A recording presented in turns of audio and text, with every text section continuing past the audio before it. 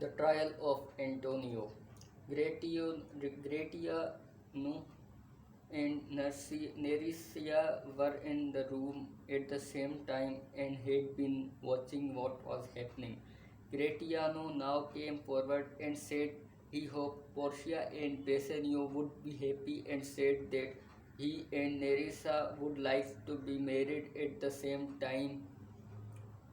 Portia and Bassanio were very pleased and agreed at once, but then something happened which worried them all a great deal.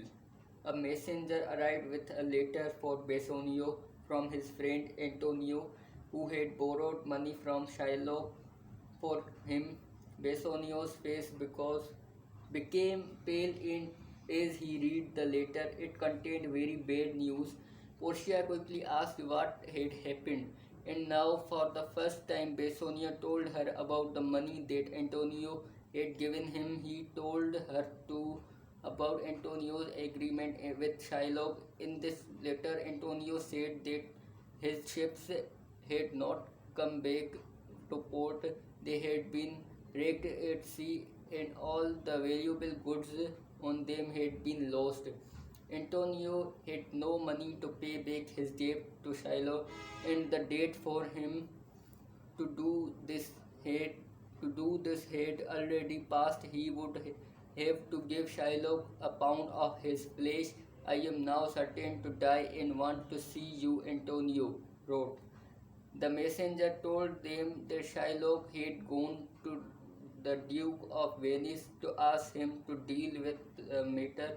Shylock wanted Antonio to pay him his pound of flesh immediately, and so poor Antonio was now in prison waiting for his trial. When Portia heard this terrible story, she wanted to help in any way she could. She offered to pay Shylock much more than the 3,000 ducats he was owed. She told Bassanio to go and help his friend as quickly as possible. However, Portia insisted on one thing: they must be married before Bassanio left Belmont. Belmont.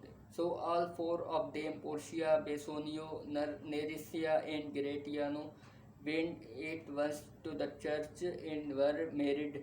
Bassanio and Gratiano then left their wives and went straight back to Venice. Portia thought a great deal about the problem. She wanted to save Antonio's life because he had been so generous to her husband Bassanio. Finally, she wrote a letter to a cousin of hers who was a well known and clever lawyer. His name was Dr. Bellario. She asked him for his advice, and she also asked him to lend her some lawyer's clothes. Dr. Bellario immediately sent her the clothes and told her how Antonio should be defended at his trial. Portia decided what she would do. She told her friends and servants that she was going away for a few quiet days until her husband returned. Then she told Nerissa about her plan.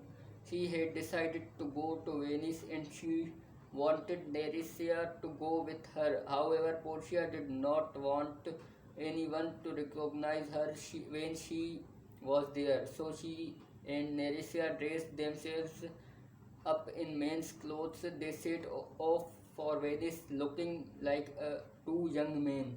Bassanio and Gratiano arrived in Venice where the trial would soon begin.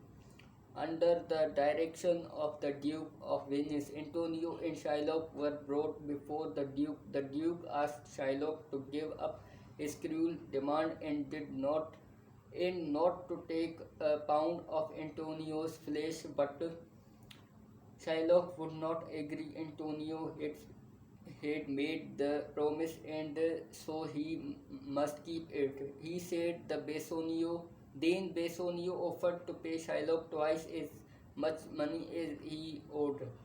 Still Shylock would not let Antonio go. The laws of Venice allowed me to demand a pound of Antonio's flesh because he is broken our agreement. I hate Antonio and I will not persuaded. I would rather have Antonio's flesh than any money I am offered. Turning to the Duke, Shylock said, will you permit me to do what I have a right to do, or will or have you no respect for the laws of Venice?